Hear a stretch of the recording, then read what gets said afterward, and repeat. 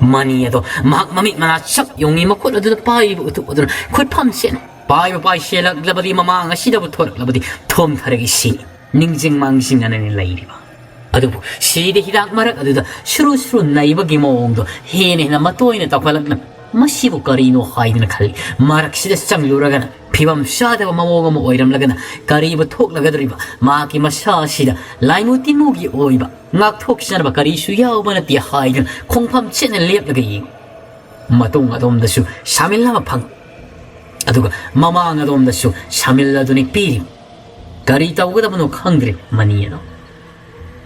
mamai mi pumba humang ana pikang adubuni pathona Machine di ay naman bayadi. Sidi dak marak mang de lengi basi, mang de lay basi hana, sangsing gadawan. Lai oram li mi oram li pari, ay gi lay jiba panggal kut asida punda songi hai ga sektu pasina tabada. Makang lay bangam gadaran. Tunda srot tauna samil pangal ibasi mawalaw di. Kangani na. Ay mani yedo masinga pudok laga. Mathauna handaw makai tapna samli tabagi mangal padana ingan ngan uni haib sunata 다시 kibaga oibane imam 가직 tani ko uri basi tapna ashwak shangshilak wakanda karihumba mushin muna he yeng bada chumgumna shutawba makong aduna isaw na pa makul ani magtuna itin tena pandogum na sumami sami oin mami adu kaktari ko langtit lang mani adu de yeng libada shuru na irege hek tak leiraman mani madu ubad matung adom na makong haling kanggo ilakboy tusum kari no musidi haida masila du so matam masida iptharaga leiram badagi numit yungbi gi langolang dai lauki bado ma hawgalak matamda mani dagi bo hena wangkat pani masado Mushinya umakai lai musik manugum tau mamin aniado kakali ko lang libasi masa atay karam tauri bano haibadi udi makong adun sauna pali makul ani makun pitruk pina pre haiba haido kakali ko uri basi maniso era nang napathurai macai na masio do solaga seltong pada wang thangalaga makya kasikam bop long thaban mahangna adum na thabadagi lawailin puma padu taraboy adubu yam nangak libadi chaituk adu mayai tigang neti mani idur kanna tha khibadu digi seina khola duna ding yak ti tarang set pajali no mi langolang dai lau khibadu madudi makok adu tong adu na phat lairaga mahaki mama iten tena pan badu law na lai selaga mani gi makhwang pukshi apashi bo tharapai mani ma phom dudi phana sang na pai thui angam basingmai oibani Saina kola duga kariga singmai dudagi taro maro on tarakli singkonga sumre tare mabuk siagado mak saina ko khang masinga pumno pudo karino asun thongna na kaida yum pumna mak taram badai masi mawanga mani ai yum yongda chelawrege ai shekau mani edo tungadam hairap chelam singmai dudagi ektamak 시디다 가도 슈루슈루 나이래가 카리노 따보다 피범 몽마나 쉑쉑쉑 하이는 콩라가 싱마이드 마콩 아니들 젠타라고 싱콩가도 파워버 여기 마니야드수 마하기 넘저비 타드나 마포마드 되게 laptop 싱콩가도 없나 망학 상나 띵칼라가 마니야도 없는데 이행 콩가가 레오 왕디 파니 암왕 샤오리 마니 우시나 시나 막 마욤 여기바 강오디 mayung shumang sida makoi kulgi ahallama mahau sadagi hauna mai ti kudu tieptuna lai singsang lan ngambi disu tum luraga mahakshu mikap thorako dema puro iba halatri haibana manairo bi sinya tabadagi mangola domda masapi khagada sumna tambaktu da thamna phammaga lai kogi mi oi kara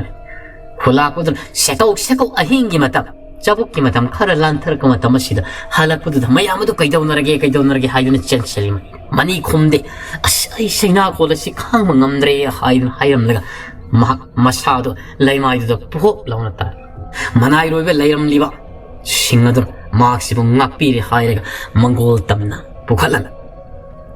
ashum tauna karino karano mari makong amata khangdeba makai khulaka mani do phiyama sida sokpa panba haibu oya Nakalama romduna sana golden. Aying shabuki mata. Ngasi hausikti. Mikfata pari amadi. Lai pari gi awaba akiba karisu lai trabanina. Sangmagi matau tadri. Ningtau oiriba lai ngamamadi apishna gi yom masida. Ahal adu sulairari. aduga nipi kharaga adumak lai lai merembi oibarina maki manairoi maki mataroi oina su nipi kharadi adumak yum masida lai atopa yum kai singsu saba loirabanina mi su yam dabanina loina maksai thoknaraga yum da laina khrabani aki tu jungba lai trabani lainga madum mikap thoklakpa tanjani mikap thorokna matamda ngasirina haunana masasi etin thindokpugum taw mabuk puksi nakal si saina kol khangphau pugum taw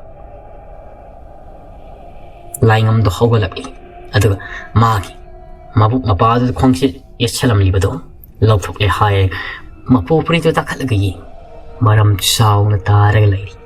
mamang matamda ya kontana puksi asida musin muba laire ladna thabum ahungi mamangda shikhibado adubu magi masasin mayom yoraka matamda ikheng nai mu khara tairabasu matamaduda cikibado mayom yorokpadagi phakibani ihan hanjin kibani ya kholdi maram chaun hauji phau targa lai mapa shin hauji kana sikhalak iba lainga mado makul adra chaur belela sikibagi ya kholladu ma ye as saina ko ngasidi iphau phau inonga mangba chala nong mangmo koding matam kharadi asiguma saina kholla sidi kharadi do mak isada thindokiba taidana mabuk puksim ado thaumai gi mangala do hudu lairaga yengi hairaga mamai khangno no khalakpada makhoi kagi kasil mapadu da hek mi chanuri mami ani langtik langna mareng sana chawro tangjiren musin muba kullaga lai langam khang uri masado miul thol chengakri makhonga yan tharaga phamangda phamnamado makhong phang thangalag phamdun masani khongrai sena pham mamit ani do makhot ani do khanjali karimai uri basibo haidun akiba pham yaktingi ni kupta makut ani do haido wari yengo tamda kari sulayamni ige wakal wairibra hushikida ba matam su hayon lagani nihak lairabani nong ngalak lagi hairagani tum lagi da haida lainga masado tum thaba thimkri maki marai mapalan mapa tolengi khwangsit masi adudi adumak loina dun masi phauga lai matam dili palaitna khogsin ki nong mapung phan ngalai nong alaka matamda nakala marom dana mayom bi adudi shauraba umai makhalam oiba uche adun kulli mafam mapadu ki khajik satharega maati krok na khomai tum lega lai boiri wawa kari ga nong alak labasu tum dun adumak lai mayada namamba people ladudi on tharga nakala mada targa lai shawa usi ado tumina mami usala kola madagi no ngalak labada mang ado sangra tingkhatle hairega masado prang hai na kapai hek nungsid nungsid humai humba gumna makon ga haw madagi mayom ida khangpre khangna mami ching mami ani do ngan lai am do pang ngam de makut ani do noirega mafam do digi tapna si thar yekhalu matamda shauraba umai masado manga ka thekatana masado sajel tawbagi mawra tawragale madu ubal mahak ukhiba tare haidun mahak heblam phamadu da am sensile hairaga pak tharagale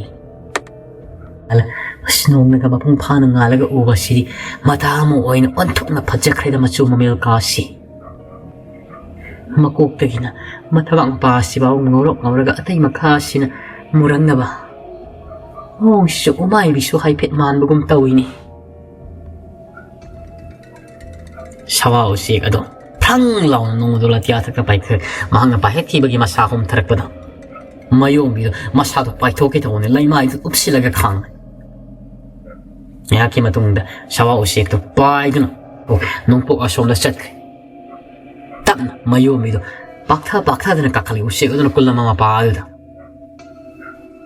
uri singmai si da phachin usik asina machil na makhong na hali haire tem khaire ga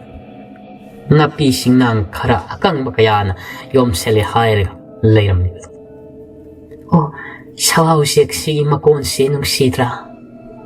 mahakti asuki matik shaura banina mafam sidadi asaw uzaw urial su hawbanati maramadun mahaki makol se mafam singmaya se teng khaire hairega koklam liboy ko haidana sharu iyo napi singnang kharan kang lay beto madugi marakta changsil changsil matam na makhong sin ko khain kari gumba amada mayom bisina ne luroboi pero ina pungo kopsan may na karino khai bidi udi ipa pa nale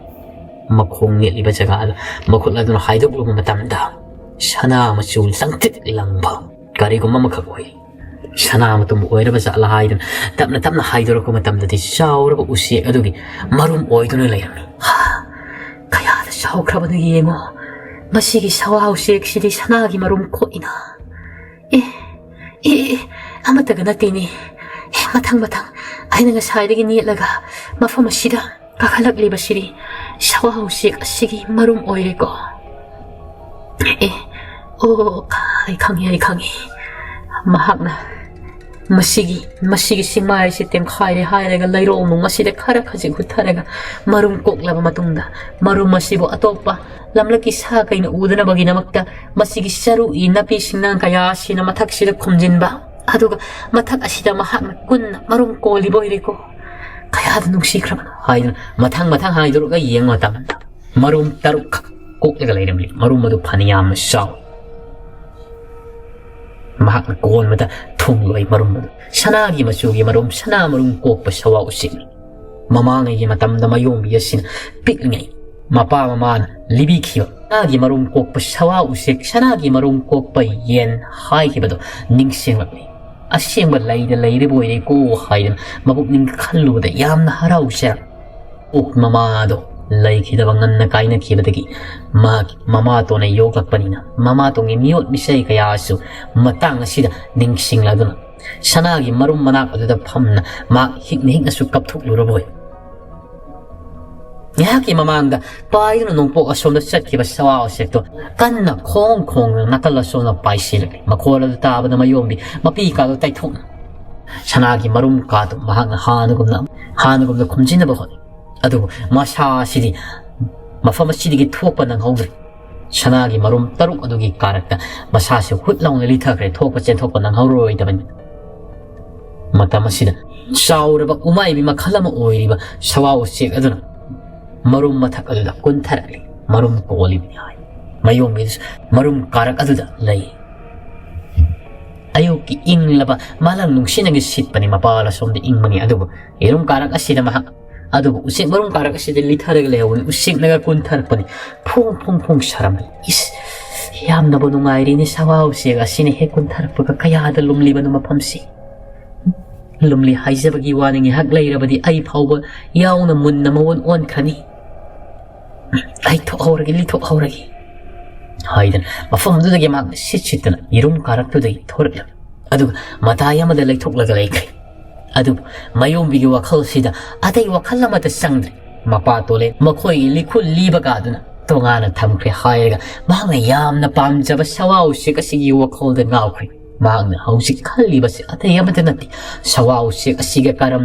silong na maru papang oina tinaba yagani sawa usik asigi matakta kakatna mahang saning mamakay do usik asiga loina na karam na sepa yaga dagi yahay basida oina lupchan nuru lay kre mayom atubu aki amadi masada loina ri tayong miyo ibadagi hena kaya tono saw sang labu usik atay usik nataba umay biga samana ba ama oy banina mamang magtida mahaki masak pau utpangam jadi marum kuwali banina kaman jaw kraba jiwa pan biki matam oy banin mang ni hek sak u kibada ma ku hat ke tukki mathiwang maril segai raga sathoki hayo fabu usi asina tawra kadra khanbada mi pai jera mi mayomi do ma nakalla madalai thok laga lei akhal kaya thok nadi mang na khalli bani aibu sawa usik asiga maru on thok na sana ningkreda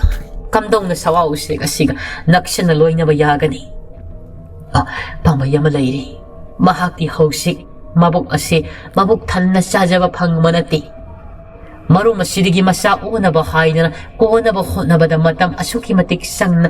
yak ta faw lai thok pangam jadi mak na wi khwairi maru oi basi machin jang adu oirabadi mahang sagada machin jakto aina taluri hairega mahaki mafamda aina sinaba tarabadi aiga mala loina tinaba yagani sumi masina pharaga hain mayomido mafamadu ma na thairagli aduga wakhal sida khalli sawa use kasin kari saningada banu wahai bu chagadra natragan nga sa ꯆꯥꯒꯗ꯭ꯔꯥ ꯍꯥꯏꯅ ꯋꯥꯈꯜ ꯃꯣꯟ ꯃꯣꯟ ꯈꯜꯂꯝꯃꯤ ꯑꯍꯜ ꯂꯃꯟꯁꯤꯡꯅ ꯍꯥꯏꯅꯕ ꯂꯩ ꯁꯋꯥ ꯎꯆꯦꯛ ꯃꯈꯣꯏꯁꯦ ꯑꯁꯨꯝꯅ ꯃꯔꯨꯝ ꯀꯣꯜꯂꯤꯉꯩ ꯃꯔꯨꯝ ꯀꯣꯛꯈ꯭ꯔꯤꯉꯩ ꯃꯇꯝ ꯑꯁꯤꯗꯗꯤ ꯍꯛꯆꯥꯡꯗ ꯌꯥꯝꯅ ꯐꯒꯗꯕ ꯁꯥꯗꯣꯡꯒꯨꯝꯕ ꯆꯥꯒꯜꯂꯤ ꯍꯥꯏꯀꯣ ꯎꯃꯥꯏꯒꯤ ꯃꯁꯛꯁꯨ ꯃꯥꯟꯅꯕꯅꯤꯅ ꯃꯁꯤ ꯁꯥꯍꯤꯡꯉꯩꯁꯨ ꯆꯥꯔꯝꯒꯅꯤ ꯑꯗꯨ ꯑꯣꯏꯕ ꯇꯥꯔꯕꯗꯤ ꯑꯩ ꯀꯩꯗꯧꯁꯤꯒꯦ ꯑꯣ ꯃꯁꯤꯒꯤ ꯁꯤꯡ ꯑꯁꯤꯒꯤ ꯀꯥꯔꯛ ꯑꯁꯣꯝꯗ ꯂꯣꯛ ꯑꯃꯁꯨ ꯆꯦꯜꯂꯤꯕ ꯑꯣꯏꯔꯤ ꯃꯐꯝ ꯑꯁꯤꯗꯒꯤꯗꯤ ꯏꯉꯥꯟ ꯉꯥꯟꯅ ꯎꯔꯤ ꯃꯁꯤꯗ ꯀꯨꯝꯊꯔꯦ ꯍꯥꯏꯔꯒ ꯂꯦꯝꯂꯩ ꯉꯥꯕꯨ ꯈꯔ ꯐꯥꯕ ꯌꯥꯕ꯭ꯔꯥ ꯌꯦꯡꯂꯨꯈꯤꯒꯦ ꯂꯦꯝꯂꯩ ꯉꯥ ꯈꯔ ꯐꯥꯔꯕ ꯑꯩꯁꯨ ꯆꯥꯅꯕ ꯈꯔ ꯂꯧꯍꯧꯔꯕ ꯑꯗꯨꯒ ꯁꯋꯥ ꯎꯆꯦꯛ ꯑꯁꯤꯒꯤ ꯃꯆꯤꯟꯖꯥꯛ ꯊꯥꯔꯕ ꯃꯇꯝꯗ ꯑꯩꯒ ꯃꯥꯒ ꯂꯣꯏꯅ ꯇꯤꯟꯅꯕ ꯌꯥꯔꯛꯄꯁꯨ ꯌꯥꯏꯅ ꯍꯥꯏꯅ ꯃꯥꯌꯣꯡꯕꯤꯗꯨ ꯈꯟꯗꯨꯅ ꯃꯐꯝ ꯑꯁꯤꯗꯒꯤ ꯌꯦꯡꯊꯕꯗ ꯎꯔꯤꯕ ꯂꯣꯛ ꯑꯁꯣꯝꯗ ꯀꯨꯝꯊꯈꯤꯔꯝꯃꯤ ꯃꯍꯥꯛ ꯑꯗꯨ ꯉꯥ ꯐꯥꯅꯕꯅꯤ ꯁꯥꯗꯅ ꯑꯌꯨꯛꯀꯤ ꯃꯇꯝ ꯑꯁꯤꯗ ꯅꯥꯀꯜ ꯑꯃꯔꯣꯝꯗꯅ ꯑꯃꯨꯛ ꯀꯝꯗꯧꯔꯤꯕ ꯄꯨꯔꯦꯟ ꯈꯣꯜꯗꯨꯅꯤ ꯈꯨꯂꯥꯛ ꯑꯃꯅꯤ ꯉꯔꯥꯡ ꯃꯉꯣꯟꯗ ꯊꯣꯛꯈꯤꯕꯗꯣ ꯍꯧꯖꯤꯛ ꯐꯥꯎꯕ ꯀꯅꯥꯒꯤ ꯃꯐꯝꯗꯁꯨ ꯍꯥꯏꯗꯣꯛꯎ ꯌꯥꯗꯦ ꯀꯔꯤ ꯃꯔꯝꯗ ꯊꯣꯛꯈꯤꯕꯅꯣ ꯍꯥꯏꯕꯗꯣ ꯑꯃꯠꯇ ꯀꯥꯡꯊꯣꯛꯂꯝꯗꯦ ꯐꯅ ꯍꯪꯂꯕꯁꯨ ꯃꯈ꯭ꯌꯥ ꯆꯤꯛꯇꯨꯅ ꯆꯩꯅꯥꯀꯣꯜ ꯑꯗꯨ ꯈꯥꯡꯂꯒ ꯂꯩ ꯈꯨꯜ ꯑꯁꯤꯒꯤ ꯑꯈꯪ ꯑꯍꯩ ꯃꯅꯥ ꯃꯁꯤꯡ ꯍꯤꯗꯥꯛ ꯁꯦꯝꯕ ꯑꯍꯜ ꯂꯃꯟ ꯀꯌꯥ ꯀꯧꯔꯒ ꯃꯅꯥ ꯃꯁꯤꯡ ꯍꯤꯗꯥꯛ ꯑꯗꯨ ꯊꯥꯕꯗꯒꯤ ꯈꯔ ꯃꯈꯩꯗꯤ ꯏꯪꯊꯕꯒꯨꯝ ꯇꯧꯔꯦ ꯑꯗꯨ ꯃꯍꯥꯛ ꯃꯊꯃꯣꯏꯅꯨꯡ ꯑꯁꯤꯗ ꯁꯤꯡꯗꯤ ꯁꯤꯡꯅꯔꯤꯕꯅꯤ ꯀꯔꯤ ꯀꯔꯝꯕ ꯁꯥꯕꯨ ꯑꯣꯏꯔꯤꯕꯅꯣ ꯃꯍꯥꯛꯀꯤ ꯁꯤꯗ ꯍꯤꯗꯥꯛ ꯃꯔꯛ ꯑꯗꯨꯗ ꯂꯩꯔꯝꯂꯤꯕꯗꯨꯕꯨ ꯍꯥꯏꯗꯅ ꯃꯍꯥꯛ ꯈꯟꯕꯗ ꯂꯥꯏꯅꯤꯡ ꯑꯣꯏꯈ꯭ꯔꯦ ꯃꯇꯝ ꯑꯁꯤꯗ ꯆꯤꯡꯁꯥꯡ ꯂꯥꯟꯉꯝꯕꯤ ꯑꯗꯨ ꯃꯅꯤꯒꯤ ꯃꯅꯥꯛꯇ ꯆꯪꯁꯤꯜꯂꯛꯂꯦ ꯍꯥꯏꯔꯒ ꯑꯇꯣꯞꯄ ꯃꯅꯥꯏꯔꯣꯏꯁꯤꯡ ꯑꯗꯨꯕꯨ ꯃꯄꯥꯜ ꯑꯁꯨꯝꯅ ꯊꯣꯛꯈꯤꯅꯕ ꯏꯪꯒꯤꯠ ꯇꯧꯔꯛꯏ ꯂꯣꯏꯅ ꯊꯣꯛꯈ꯭ꯔꯦ ꯃꯈꯣꯏ ꯑꯅꯤ ꯈꯛꯇ ꯉꯥꯏꯍꯧꯔꯦ ꯀꯥ ꯑꯁꯤꯗ ꯆꯤꯡꯁꯥꯡ ꯂꯥꯟꯉꯝꯕꯤꯅ ꯏꯄꯥ ꯅꯍꯥꯛꯅ ꯉꯔꯥꯡꯗꯒꯤ ꯐꯥꯎꯕ ꯀꯔꯤ ꯃꯔꯝꯒꯤ ꯊꯣꯛꯂꯤꯕꯅꯣ ꯅꯍꯥꯛꯅ ꯀꯔꯥꯏꯗ ꯆꯠꯂꯤꯕꯅꯣ ꯍꯥꯏꯕꯗꯨꯁꯨ ꯍꯥꯏꯌꯨ ꯌꯥꯗꯦ ꯑꯗꯨꯕꯨ ꯅꯪꯒꯤ ꯅꯕꯨꯛ ꯄꯨꯛꯆꯦꯞ ꯑꯁꯤꯗꯗꯤ ꯀꯔꯤꯒꯨꯝꯕ ꯑꯃꯅ ꯁꯥꯐꯨ ꯀꯟꯅ ꯊꯣꯝꯂꯛꯈꯤꯕꯒꯤ ꯃꯔꯝ ꯆꯥꯎꯅ ꯗꯥꯛꯐꯝ ꯑꯣꯏꯅ ꯇꯥꯔꯒ ꯂꯩꯔꯤ ꯑꯁꯦꯡꯕꯗꯣ ꯑꯇꯩꯃꯛꯇ ꯅꯍꯥꯛꯅ ꯍꯥꯏꯕ ꯉꯝꯗ꯭ꯔꯕꯁꯨ ꯍꯥꯏꯅꯤꯡꯗ꯭ꯔꯕꯁꯨ ꯑꯩꯒꯤ ꯏꯐꯝꯗ ꯅꯍꯥꯛ ꯈꯪꯍꯟꯕ ꯌꯥꯏꯗꯅ ꯈꯨꯝꯗꯦ ꯇꯨꯃꯤꯟꯅ ꯂꯩꯔꯤ ꯃꯅꯤ ꯑꯗꯣ ꯃꯍꯥꯛ ꯃꯆꯤꯡ ꯃꯁꯣꯜ ꯅꯥꯏꯅ ꯑꯁꯨꯛ ꯊꯤꯅ ꯂꯥꯛꯆꯔꯛꯄ ꯍꯥꯏꯗꯅ ꯈꯜꯂꯒ ꯂꯩꯔꯤꯕꯅꯤ ꯃꯍꯥꯛꯀꯤ ꯋꯥꯈꯜꯗ ꯂꯥꯏꯗꯤ ꯑꯣꯏꯔꯔꯣꯏ ꯂꯝꯂꯛꯀꯤ ꯁꯥꯒꯨꯝꯕ ꯅꯠꯇ꯭ꯔꯒꯅ ꯍꯤꯡꯁꯥ ꯌꯩꯇꯝꯕꯒ ꯑꯣꯏꯔꯝꯒꯅꯤ ꯍꯥꯏꯗꯅ ꯈꯜꯂꯝꯃꯤ ꯃꯍꯥꯛ ꯀꯅꯥꯗꯁꯨ ꯍꯥꯏꯗꯣꯛꯇ꯭ꯔꯤꯕꯒꯤ ꯃꯔꯝꯗꯤ ꯃꯍꯥꯛ ꯅꯥꯏꯇꯣꯝ ꯃꯊꯟꯇ ꯈꯪꯕ ꯀꯅꯥꯒꯤ ꯃꯐꯝꯗꯁꯨ ꯈꯪꯍꯟꯕ ꯄꯥꯝꯗꯦ ꯑꯗꯨꯒ ꯍꯥꯏꯔꯤꯕ ꯁꯥ ꯑꯁꯤꯕꯨ ꯃꯍꯥꯛꯅ ꯃꯈꯨꯠ ꯄꯦꯟꯅ ꯂꯃꯟ ꯈꯨꯝꯕ ꯍꯥꯠꯄꯁꯨ ꯄꯥꯝꯂꯝꯃꯤ ꯑꯗꯨꯕꯨ ꯆꯤꯡꯁꯥꯡ ꯂꯥꯟꯉꯝꯕꯤ ꯑꯁꯤꯅ ꯍꯟꯖꯤꯟ ꯍꯟꯖꯤꯟ ꯇꯛꯁꯤꯜꯂꯛꯄꯗꯒꯤ ꯃꯅꯤ ꯑꯗꯨ ꯁꯥꯎꯔꯥꯡꯅꯅ ꯃꯗꯨ ꯈꯪꯂꯒ ꯅꯪ ꯀꯔꯤ ꯀꯥꯟꯅꯒꯦ ꯍꯥꯏꯔꯤꯕꯅꯣ ꯑꯩꯒꯤꯗꯤ ꯈꯪꯗ ꯌꯥꯗꯕꯅꯤꯅꯤꯄꯥ ꯑꯩꯒꯤ ꯏꯄꯨꯔꯣꯏꯕꯅ ꯁꯣꯛꯄꯜꯂꯒ ꯀꯔꯤ ꯃꯔꯝꯒꯤ ꯁꯣꯛꯂꯤꯕꯅꯣ ꯀꯝꯗꯧꯔꯤꯕꯅꯣ ꯍꯥꯏꯕꯗꯣ ꯍꯪꯕ ꯍꯥꯏꯕꯁꯤꯕꯨ ꯑꯩ ꯅꯨꯄꯤ ꯑꯣꯏꯕꯤ ꯑꯩꯈꯣꯏꯅ ꯍꯪꯐꯝ ꯊꯣꯛꯇꯕ꯭ꯔꯅꯤ ꯍꯥꯏꯔꯒ ꯇꯥꯔꯣ ꯇꯥꯅꯤꯡꯕ ꯅꯪ ꯇꯥꯔꯣ ꯑꯩꯈꯣꯏꯒꯤ ꯃꯅꯤꯡ ꯆꯤꯡꯖꯥꯎ ꯅꯣꯡꯆꯨꯞ ꯆꯤꯡꯗꯨꯝ ꯃꯆꯥ ꯑꯁꯤꯗ ꯁꯤꯗ ꯍꯤꯗꯥꯛ ꯍꯧꯔꯤꯕꯁꯤ ꯁꯤꯗ ꯍꯤꯗꯥꯛ ꯇꯪꯈꯥꯏ ꯑꯃꯗꯤ ꯃꯁꯛ ꯃꯁꯥ ꯈꯪꯗꯕ ꯀꯔꯝꯕ ꯁꯥꯅꯣ ꯈꯪꯗꯕ ꯍꯤꯡꯁꯥꯒꯤ ꯇꯝꯕꯒꯤ ꯃꯑꯣꯡ ꯃꯇꯧꯁꯨ ꯃꯥꯟꯕ ꯑꯃꯅ ꯂꯣꯏꯅ ꯆꯤꯡꯃꯥꯏ ꯇꯪꯈꯥꯏ ꯑꯃ ꯆꯥꯗꯨꯅ ꯂꯩꯔꯝꯃꯤ ꯃꯗꯨꯅꯤ ꯑꯩꯅ ꯉꯔꯥꯡ ꯏꯊꯟꯇ ꯈꯨꯠꯇ ꯆꯩꯇꯨꯞ ꯑꯃ ꯄꯥꯏꯔꯒ ꯁꯪꯕ ꯆꯠꯈ꯭ꯔꯤ ꯑꯗꯨ ꯍꯥꯏꯔꯤꯕ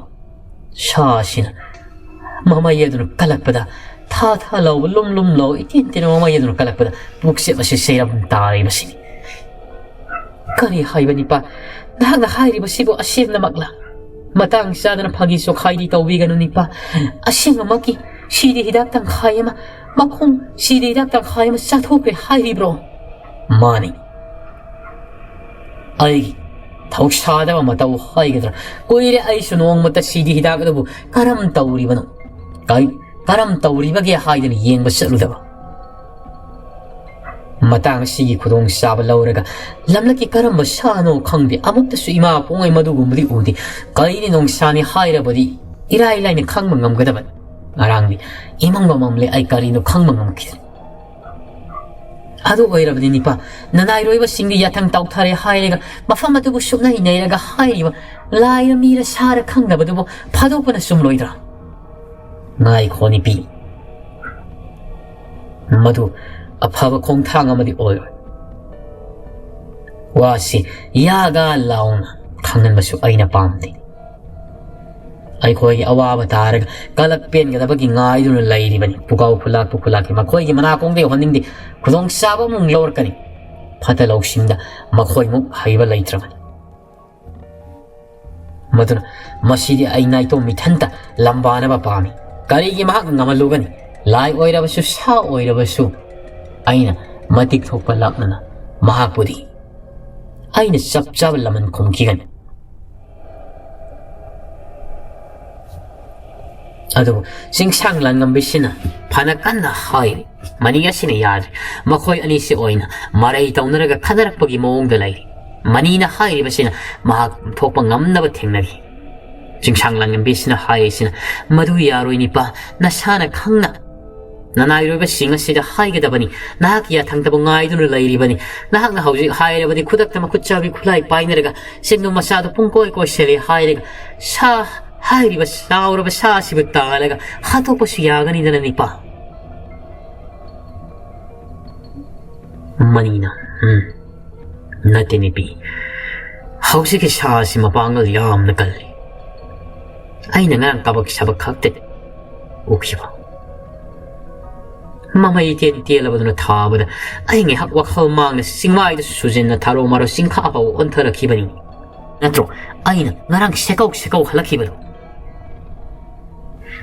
ꯑꯗꯨꯕꯨ ꯍꯥꯏꯔꯤꯕ ꯋꯥ ꯑꯁꯤꯗꯤ ꯃꯄꯨꯔꯣꯏꯕꯅ ꯐꯅ ꯍꯥꯏꯔꯕꯁꯨ ꯈꯨꯜꯒꯤ ꯑꯍꯜ ꯂꯃꯟ ꯈꯨꯜꯂꯥꯛꯄꯒꯤ ꯃꯅꯥꯏꯔꯣꯏꯕꯁꯤꯡ ꯑꯁꯤꯒ ꯇꯥꯟꯅꯗꯕ ꯌꯥꯔꯔꯣꯏ ꯍꯥꯏꯅ ꯆꯤꯡꯁꯥꯡ ꯂꯥꯟꯉꯝꯕꯤꯁꯤꯅ ꯈꯜꯂꯝꯃꯤ ꯃꯄꯨꯔꯣꯏꯕꯁꯤꯕꯨ ꯐꯖꯅ ꯄꯣꯊꯥꯍꯜꯂꯦ ꯍꯥꯏꯔꯒ ꯃꯍꯥꯛꯅ ꯀꯔꯤ ꯇꯧꯁꯤꯒꯦ ꯍꯥꯏꯕꯗ ꯋꯥꯈꯜ ꯆꯨꯝꯂꯝꯃꯤ ꯅꯥꯀꯜ ꯑꯃꯔꯣꯝꯗꯅ ꯀꯝꯗꯧꯔꯤꯕ ꯃꯥꯌꯣꯝꯕꯤꯗꯨ ꯉꯁꯥꯏꯗꯒꯤ ꯀꯨꯝꯊꯗꯨꯅ ꯃꯍꯥꯛꯅ ꯃꯈꯨꯠꯇꯨꯅ ꯉꯥ ꯐꯥꯕ ꯍꯩꯕꯣꯏ ꯍꯩꯇꯕꯣꯏ ꯀꯟꯅ ꯍꯣꯠꯅꯔꯤ ꯃꯐꯝ ꯑꯁꯤꯗ ꯉꯥꯃꯨ ꯀꯧꯕꯤ ꯂꯦꯝꯂꯩ ꯃꯍꯥꯛꯁꯨ ꯃꯔꯥꯡ ꯀꯥꯏꯅ ꯂꯩ ꯄꯣꯔꯣꯝꯁꯨ ꯌꯥꯎꯔꯤ ꯎꯀꯥꯕꯤ ꯈꯥꯖꯤꯡ ꯑꯁꯤꯅꯆꯤꯡꯕ ꯉꯥ ꯀꯌꯥꯁꯨ ꯂꯩꯔꯝ ꯂꯣꯛ ꯑꯁꯤꯗꯕꯨ ꯈꯥꯖꯤꯡꯒ ꯂꯩꯔꯤꯕꯁꯤꯕꯨ ꯍꯥꯏꯗꯅ ꯃꯊꯟꯅꯁꯨ ꯅꯣꯛꯆꯩ ꯑꯁ ꯉꯥꯁꯤꯡ ꯑꯁꯤ ꯑꯅꯤ ꯑꯍꯨꯝꯗꯒꯤ ꯍꯦꯟꯅ ꯐꯥꯕꯁꯤ ꯉꯝꯗꯦ ꯍꯥꯏꯕꯅꯤ ꯈꯨꯠꯁꯤꯅ ꯇꯥꯞ ꯐꯥꯒꯗꯕꯗꯁꯨ ꯍꯩꯖꯗ꯭ꯔꯤ ꯈꯨꯠꯁꯤꯗ ꯏꯟꯒꯨꯝꯕ ꯂꯣꯡꯒꯨꯝꯕ ꯌꯥꯎꯔꯒꯗꯤ ꯈꯣꯟꯒꯗ꯭ꯔꯥ ꯍꯥꯏꯕꯁꯨ ꯃꯗꯨꯁꯨ ꯅꯠꯇꯦ ꯁꯨꯝꯅ ꯇꯧꯔꯤꯉꯩ ꯆꯥꯎꯔꯕ ꯁꯋꯥ ꯎꯆꯦꯛꯇꯨꯅ ꯈꯣꯡꯕꯒꯤ ꯃꯈꯣꯜ ꯃꯐꯝ ꯑꯁꯤ ꯐꯥꯎꯕ ꯌꯥꯝꯅ ꯍꯧꯅ ꯇꯥꯔꯝꯃꯤ ꯑꯗꯨ ꯑꯣꯏꯕ ꯇꯥꯔꯕꯗꯤ ꯐꯔꯦ ꯃꯁꯤꯒꯤ ꯉꯥꯁꯤꯡ ꯑꯁꯤ ꯑꯩ ꯄꯨꯂꯞꯅ ꯐꯥꯗꯕꯗꯤ ꯌꯥꯗꯕꯅꯤ ꯍꯥꯏꯔꯤꯕ ꯎꯆꯦꯛ ꯑꯁꯤꯒ ꯑꯩ ꯃꯔꯨꯞ ꯁꯥꯟꯅꯗꯕ ꯌꯥꯗꯕꯅꯤ ꯍꯥꯏꯅ ꯃꯥꯅ ꯐꯥꯔꯤꯕ ꯉꯥꯁꯤꯡ ꯑꯗꯨ ꯍꯦꯛ ꯐꯥꯕꯒ ꯄꯣꯞ ꯂꯩꯃꯥꯏꯗ ꯊꯥꯔꯒ ꯍꯥꯠꯂꯤ ꯑꯗꯨꯒ ꯃꯐꯝ ꯆꯥꯕ ꯂꯩꯔꯥꯏꯗꯨꯗ ꯂꯪꯈꯠꯂꯦ ꯍꯥꯏꯔꯒ ꯊꯝꯃꯤ ꯃꯃꯥꯏꯒ ꯍꯨꯃꯥꯡ ꯑꯅꯞꯄꯤ ꯀꯥ ꯃꯈꯩ ꯃꯥꯡ ꯏꯁꯤꯡ ꯑꯗꯨ ꯅꯝꯗꯅ ꯉꯥꯁꯤꯡ ꯑꯗꯨ ꯐꯥꯔꯤ ꯄꯣꯔꯣꯝ ꯑꯆꯧꯕ ꯑꯃꯁꯨꯡ ꯃꯔꯥꯏꯕꯛ ꯐꯕꯅ ꯌꯥꯎꯏ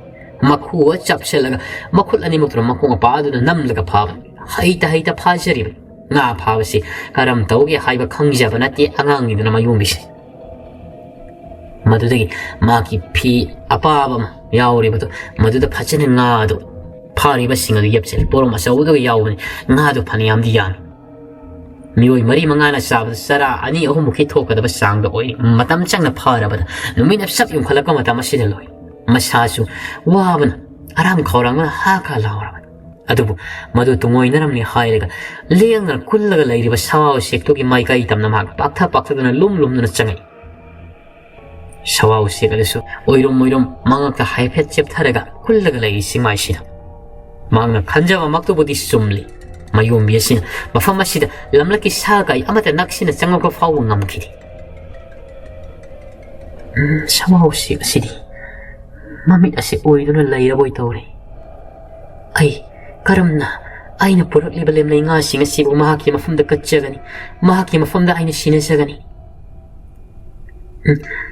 ꯐꯔꯦ ꯃꯍꯥꯛꯅ ꯃꯃꯤꯠ ꯄꯥꯡꯂꯛꯄꯗ ꯎꯅꯕ ꯃꯍꯥꯛꯀꯤ ꯃꯤꯠꯌꯦꯡ ꯃꯄꯥ ꯑꯁ꯭ꯋꯥꯏ ꯆꯤꯡꯃꯥꯏꯁꯤꯗ ꯐꯖꯅ ꯊꯝꯂꯒꯦ ꯑꯩ ꯐꯤ ꯑꯁꯤꯗ ꯐꯖꯅ ꯁꯟꯗꯣꯛꯂꯦ ꯍꯥꯏꯔꯒ ꯉꯥꯁꯤ ꯊꯝꯂꯒ ꯉꯥꯁꯤꯁꯨ ꯑꯩꯅ ꯄꯣꯞ ꯊꯣꯝꯂꯒ ꯍꯥꯠꯇꯣꯔꯛꯂꯕꯅꯤꯅ ꯐ꯭ꯔꯤꯡ ꯆꯣꯡꯕꯗꯤ ꯆꯣꯡꯂꯔꯣꯏ ꯍꯥꯏꯕꯒ ꯇꯧꯕꯒ ꯃꯍꯥꯛꯀꯤ ꯐꯤ ꯑꯗꯨ ꯐꯟꯗꯣꯛꯂꯒ ꯆꯤꯡꯃꯥꯏ ꯃꯄꯥ ꯑꯃꯗ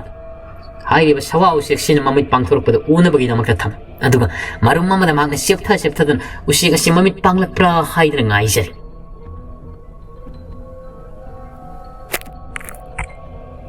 ꯃꯇꯝꯗꯤ ꯂꯦꯞꯄ ꯂꯩꯇꯅ ꯑꯗꯨꯃꯛ ꯆꯠꯈꯤ ꯅꯨꯡꯁꯥ ꯍꯥꯏꯊꯔꯛꯄ ꯃꯇꯝ ꯌꯧꯔꯦ ꯉꯁꯥꯏꯗꯒꯤ ꯎꯆꯦꯛ ꯑꯗꯣ ꯃꯃꯤꯠ ꯑꯗꯣ ꯄꯥꯡꯊꯣꯔꯛꯇ꯭ꯔꯤ mayombidudi mathanda khoidawado privisil karam usek asina uhangadabano haiba wakhal sidani mahakna lukli kamdok sigi aidi opari masigi sawa usek semamisi panglo idawri madudi masigi nungdum masasi khollaga maki mamai mapa asida thomlageda haina madudi nungdum laitum masa du khulle haiga sawa usek asigi mai kai tamna hut langli mayombi sin adu usek asidi masa wang sawbusina wang sawbunina mayomina langlok ibasi mangonda karisu phauramdi nupi jama laitum nungdum langba haina kayam sangna bu chatlugan mamai thangdi mang hanjel lanjan sayeng chatpa makhai langma matamda sawa usek adu gi machan ma pad ko long tar madudi usek adu mami pat long pangthore mamai laisilaga laikri mayombi dudi masaga thak ni ko makhai kongun lira kadra hai sawa usek adu mami net pangthora pa phiyamada santhumna lemnai nga kaya lairam libido usek adu ori madu o matamde mahakti chaning thangni ba aram khaurang dana ga laibag oi mangga phat launa lamlak le haire lemlai nga singa amam tam oina mang chari hauna chari matamadu maktadani mayom biadusu saw sektuna chari badu yanging man khadunu kina aki badu tumoina ram le haire ga mamai le thokga sep thara ge ngi mang mamai le thok ko saw sekdu ukre mang adu khang thang je masa ukrabanin amuk hanjen masi yar roi pakat boy kari boy tapna simai marum pak tharaga lairam libatu dagi thorak likhalak adu makhul ani makto phantuk laga sawa sike mai kai ge tamna sangsile lemlai nga du su kharadi yauri ban chawro boro maduga nga kharaga sa khibada ngai ingi su tawi nga sida mayom yeduna kibana di loira bani ko mahak umai bigum tawri ba sawa usigado masonga phankatna masaka do khapke haidana taw adubu muna sumiyang salubu matamda mahaki damakta khanjaba taibang ngama oira boy hayana su khalam ngal thamliba ngal leiriba sisu masigi taibang ngasina soidana oiragani haibedo mahaki wakhol sidasu khalakli madudagi masilladuna lamle hairega mayom yasi mamai mapa tamna machindo thangsil mayom bidu kina mami usalaga thak thangi mana madudasu podyom thayom di pori bani mayom bidu sawa usek maya ka thoga mayom sida kanna launa kongje mayom bi mana ko nga yekhat madudagi sawa usek asin lemari banga do ina machila duna lam na sakhalak lam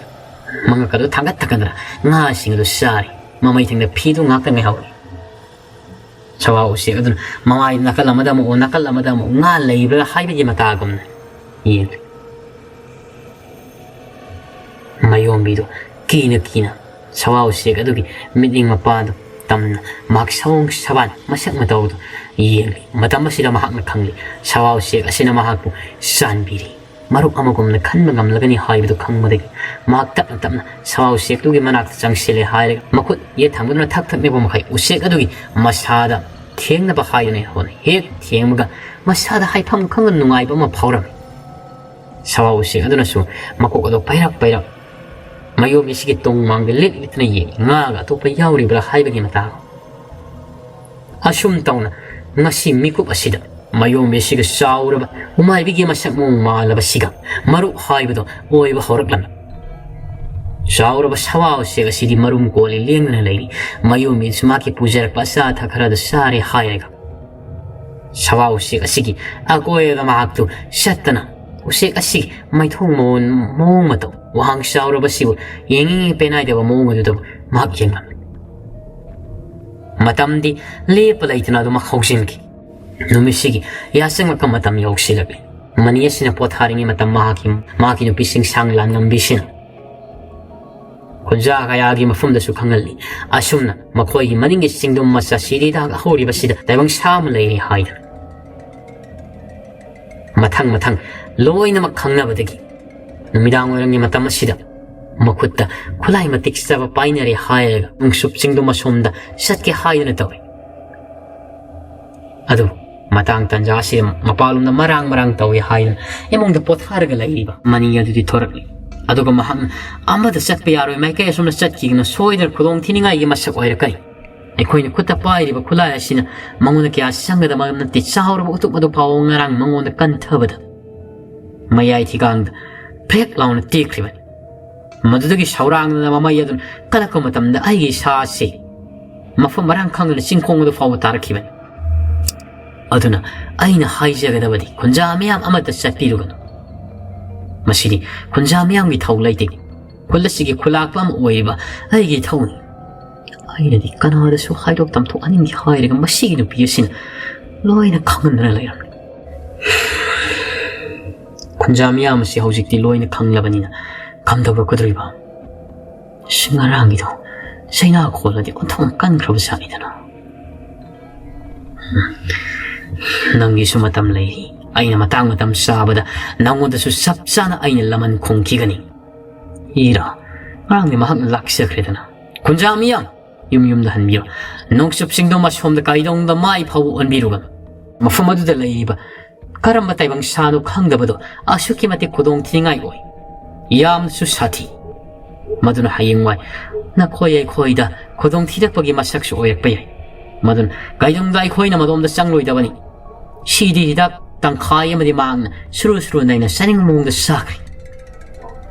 ꯍꯦꯛ ꯌꯦꯡꯕꯗꯁꯨ ꯅꯨꯃꯤꯠ ꯎꯡꯕꯒꯤ ꯃꯑꯣꯡꯁꯨ ꯍꯥꯏꯐꯦꯠ ꯃꯥꯟꯕꯒꯨꯝ ꯇꯧꯏ ꯑꯗꯨꯕꯨ ꯀꯔꯤꯅꯣ ꯍꯥꯏꯗꯨꯅ ꯆꯞ ꯆꯥꯕꯗꯨꯃꯗꯤ ꯑꯩꯅ ꯈꯪꯗ꯭ꯔꯤ ꯍꯥꯏꯗꯨꯅ ꯃꯍꯥꯛꯅ ꯈꯨꯟꯒꯤ ꯈꯨꯟꯖꯥ ꯃꯤꯌꯥꯝ ꯑꯗꯨꯒꯤ ꯃꯕꯨꯛꯅꯤꯡꯕꯨ ꯐꯥꯊꯕꯤꯔꯝꯃꯤ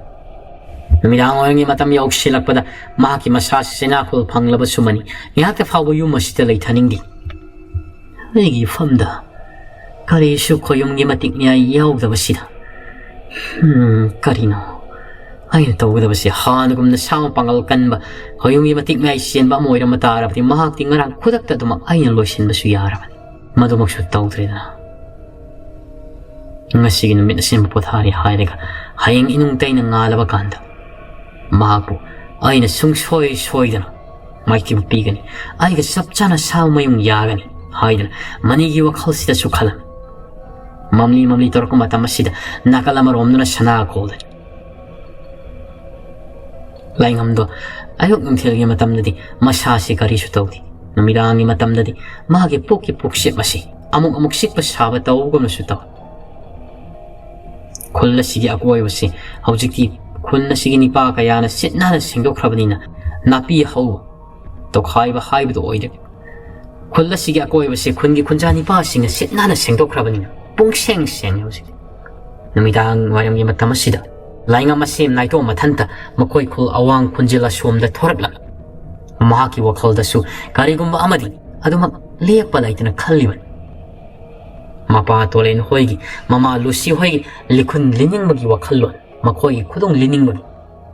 ꯑꯗꯨꯕꯨ ꯄꯥꯝꯕꯩꯗꯤ ꯂꯩꯇ ꯃꯄꯥꯡꯒꯜ ꯌꯥꯎꯗꯅ ꯃꯍꯥꯛ ꯂꯩꯔꯤ ꯄꯨꯡꯃꯝ ꯃꯝꯂꯤ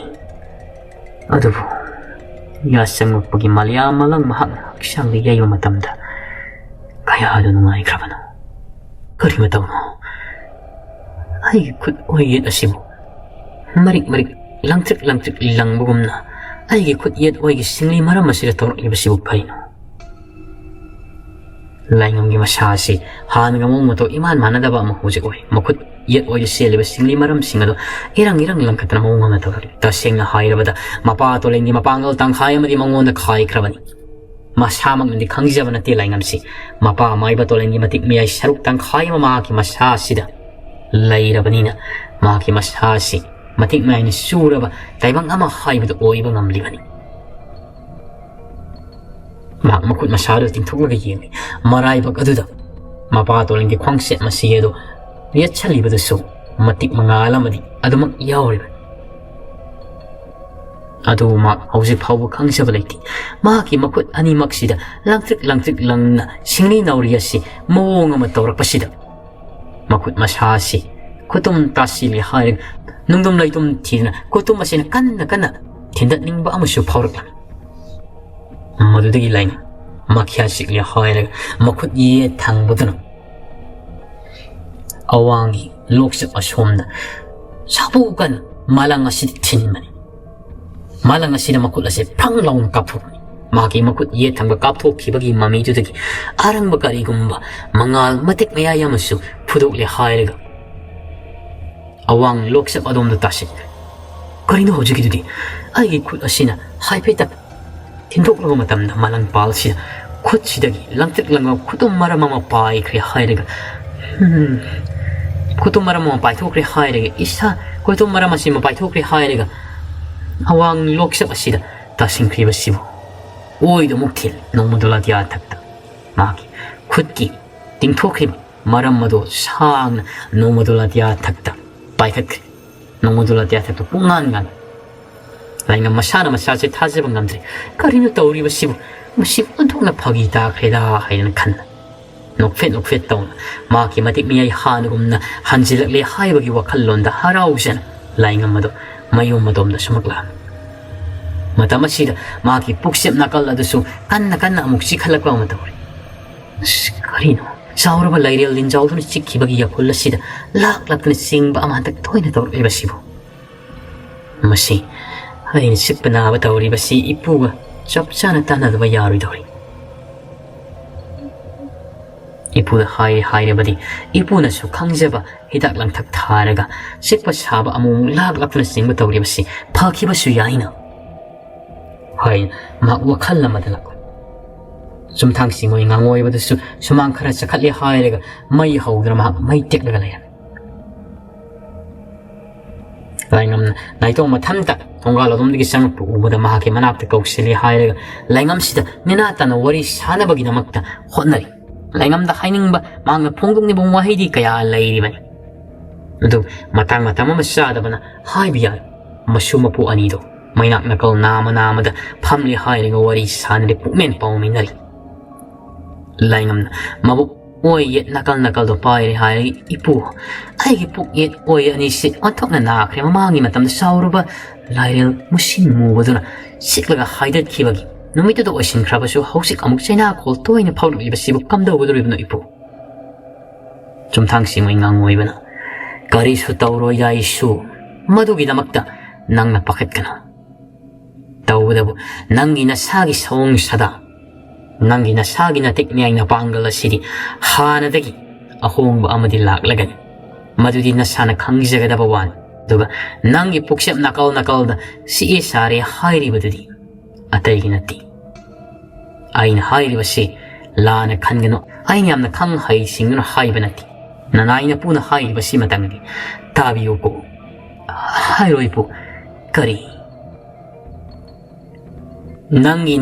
ꯅꯈ꯭ꯋꯥꯡ ꯅꯥꯀꯜꯁꯤꯗ ꯆꯥꯎꯔꯕ ꯂꯩꯔꯦꯜ ꯂꯤꯟꯖꯥꯎꯗꯨꯅ ꯆꯤꯛꯈꯤꯕꯗꯨꯗ ꯃꯍꯥꯛꯀꯤ ꯃꯍꯨ ꯈꯔ ꯅꯁꯥꯁꯤꯗ ꯆꯪꯈꯤ ꯃꯃꯥꯡꯒꯤ ꯃꯇꯝꯗ ꯑꯩꯅꯁꯨ ꯂꯧꯊꯣꯛꯈꯤꯗꯅ ꯃꯗꯨꯒꯤ ꯃꯍꯨꯗꯨ ꯅꯠꯇꯕ ꯆꯥꯎꯔꯕ ꯂꯥꯏꯔꯦꯜ ꯑꯗꯨꯒꯤ ꯃꯇꯤꯛ ꯃꯌꯥꯏ ꯈꯔꯗꯤ ꯅꯪꯒꯤ ꯅꯁꯥꯗ ꯆꯪꯁꯤꯟꯗꯨꯅ ꯅꯪꯒꯤ ꯁꯥꯃ ꯍꯛꯆꯥꯡꯗ ꯇꯨꯡꯁꯤꯟꯗꯨꯅ ꯂꯩꯔꯦ ꯃꯗꯨꯃꯛꯅꯅꯤ ꯏꯄꯨ